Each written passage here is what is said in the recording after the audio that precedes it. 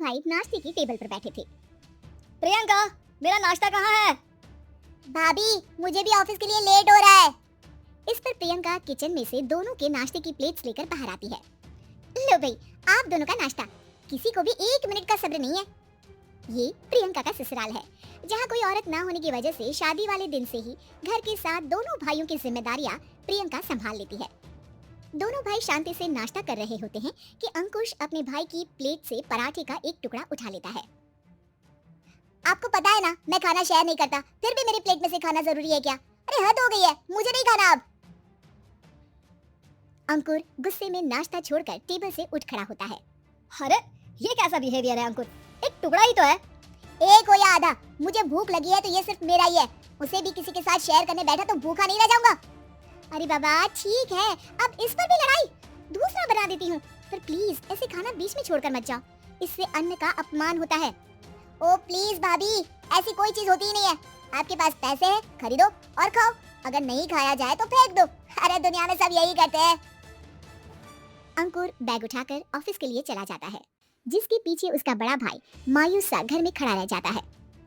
जिसने बचपन से सोने की चम्मच में खाया हो, उसे दुनिया के बारे में क्या पता होगा? वैसे गलती तो हमारी ही है।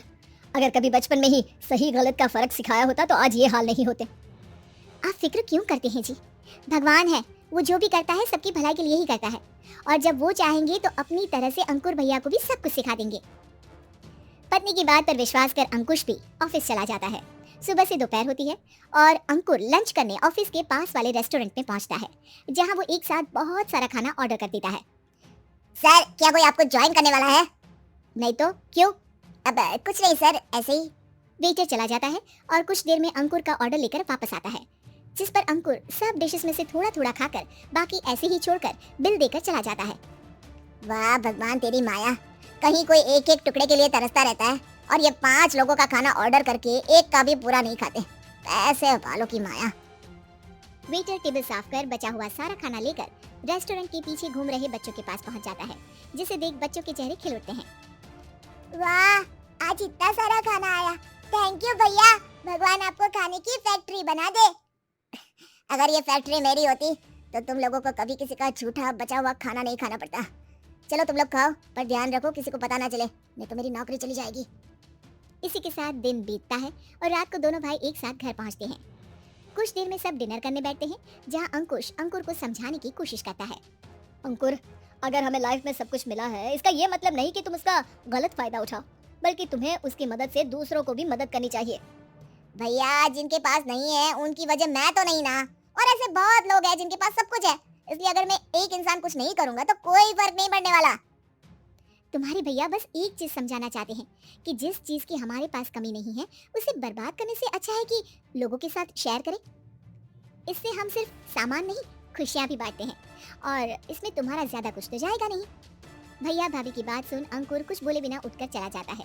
इसी तरह दिन बीतते रहते हैं, जिसमें अंकुश और प्रियंका कोशिश तो बहुत करते हैं, पर अंकुर पर किसी भी चीज का कोई असर नहीं पड़ता। एक दोपहर अंकुर सैंडविच खाते हुए सड़क के किनारे चल रहा होता है, तभी उसकी नजर आइसक्रीम वाले पर पड़ती है और वो सैंडविच सड़क किनारे फेंक आइसक्रीम खरीदने पहुंच जाता है। अब इसे कहते हैं जिंदगी का सुख। जैसे ही अंकुर आइसक्रीम लेकर पीछे मुड़ता है तो एक आदमी को सड़क से वही सैंडविच उठाते हुए देखता है। वो आदमी बहुत कमजोर, गरीब, जैसे बहुत दिनों से खाना ना खाया हो वैसा लग रहा था। अंकुर उसके पास जाकर खड़ा हो जाता है। उसे देखकर आदमी सैंडविच अंकुर की तरफ कर देता है। आपको भी खाना है क्या? क्या हम इसे आधा आधा कर ले? मुझे बहुत भूख लगी है। वो मेरा ही झूठा सैंडविच है, तुम दूसरा खरीद कर क्यों नहीं खा लेते? इसे क्यों खा रहे हो? अरे भैया, अगर खरीदने के पैसे होते तो 4 दिन से भूखा नहीं घूम रहा होता। हैं? क्या तुमने 4 दिन से कुछ नहीं खाया, फिर भी इस आधे सैंडविच को मेरे साथ बांटने के लिए तैयार हो गए? क्यों? अरे भैया, पैसा नहीं है तो क्या हुआ, इंसानियत आज भी उतनी महंगी नहीं हुई, और ना ही उस पर अमीर गरीब का टैग लगा है जो हम उसे रख ना सके। पर अफसोस, आजकल लोगों के अंदर पोषण, खून या विटामिन से ज्यादा इंसानियत की कमी होने लगी है। आदमी की बातों से अंकुर को समझ में आ जाता है कि वो आज तक कितना गलत काम करता आ रहा था। इसके बाद से वो अपनी किसी के साथ शेयर नहीं करने और खाने को बर्बाद करने वाली आदत को छोड़ देता है।